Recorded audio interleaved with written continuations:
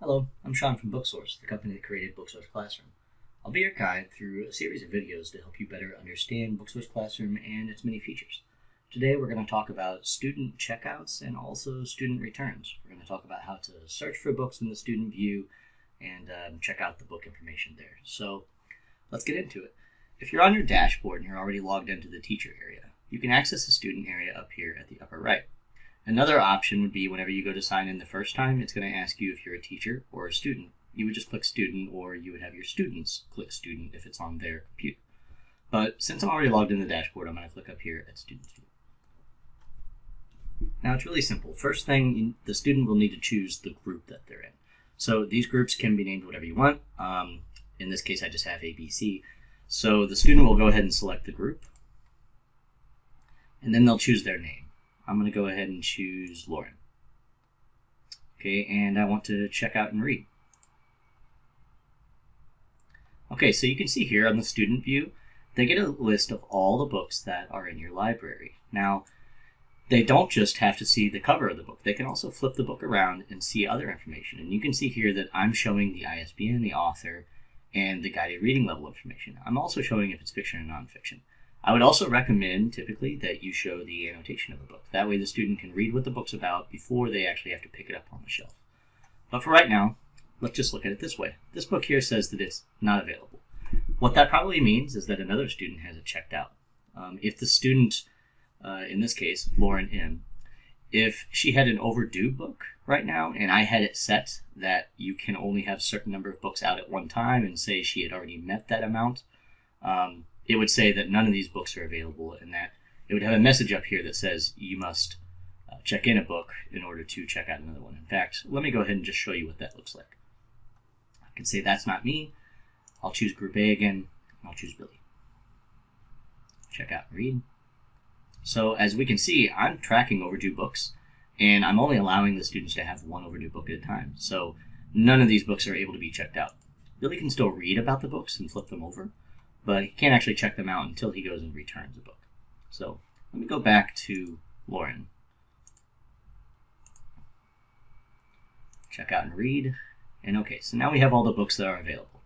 Now let's say Lauren likes the Mariella mystery. She can go ahead and just say check out. Now I'm tracking condition in this classroom, and we have a video about conditions and locations and all the custom fields. This is optional, but she's going to go ahead and say that this book is in good condition and check out now. Okay, now she could also go and check out another book, or she could say I'm done. I'm going to say check out another book.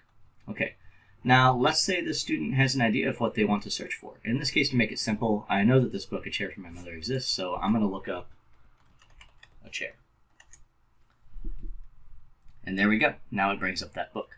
Now another option might be a student has a USB scanner that's attached to the computer, and they want to scan the ISBN on the back of the book to actually find that book in the library. And if you have questions about ISBNs, we have a video about that too. But let me go ahead and type in the ISBN of one of the books that I know is in this library.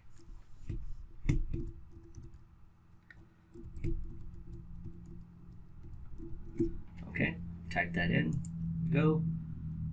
And there we go. This is the exact book I was looking for, the National Geographic Guide to the National Parks of the United States. By the way, a pretty good book if you haven't read it. So, Laura can go ahead and check this book out as well. All right, again, select the condition, completely optional, and check out now. All right, and she can say, I'm done. And upon saying I'm done, she logs out, and that's it. The other way for a student to log out is if you click on the student name. So now she's logged in. You can also go up here to the upper right and say, that's not me. And if you click that, it'll take you right back to this screen. So that's important for if a student accidentally leaves their account open. Just have the other students go up there and click, that's not me, and it will take them back. So now let's look at how to actually return a book. So we saw that Billy earlier, he has an overdue book and he needs to return it. Well, if the teacher yourself is not going to manage that for him, because you can also check in books on behalf of students, Billy can do it himself. Let's go to return books. Okay, Billy's got 2 books out. Let's say, okay, I want to return this one. And again, I'm checking for condition, but that's completely optional.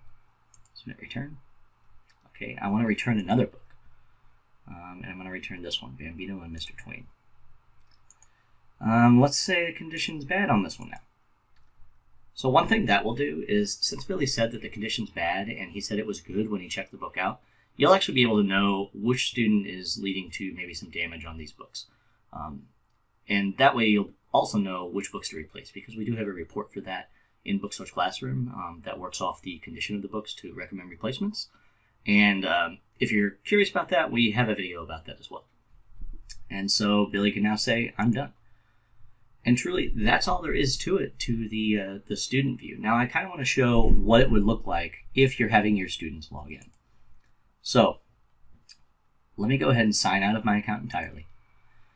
And then I'll show you, whenever you created your account, you have a classroom password, and then you also have a teacher password.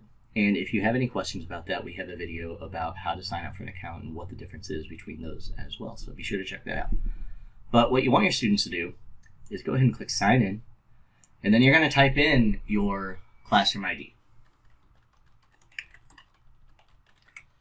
And the classroom ID and the classroom password are totally okay to give to your students. That's the whole purpose. They can actually be at home on a remote day, or say a remote learning day or something like that, and they can actually log in online and check out books. During the middle of the COVID pandemic, for schools that were still fully remote, and there still are schools that are fully remote, we actually had students that would log in online and choose all the books they wanted, and then the teacher would just package those books up into a stack and hand them off to a parent whenever they came by, say once a week or so. And then the next week the students would send their parents up with the books to return. Teacher scans them in, they go into quarantine, and the whole process works flawlessly. If you have any questions about quarantine, we also have a video about that too. So I'm going to type in my classroom password. All right, so if I was a student, I can't log into the teacher area, obviously. I can only log into the student area. So let me go ahead and click on students, and this ought to look familiar. I'm in the same place that we were earlier. So now if I'm a student and I'm Lauren, I can go ahead and I can click here. I want to check out and read, and I can easily go ahead and check out any other book that I want. Select condition, I want to say it's good. Check it out. There we go. Now you've checked out a book and you're ready to read. So this is a very simple interface that students can use, and if you had passwords enabled for students, which we cover in another video about student profiles, the student would have to log in via the password at first. But since this is a third grade classroom, I don't want to use passwords. We typically only use those for upper grades. And so this is really all that you need to know. So I hope this helped, and I hope that your students are going to really enjoy using Booksource Classroom to check out books. And thank you for your time in learning about Booksource Classroom. Be sure to check out the other helpful videos that we also have on this channel.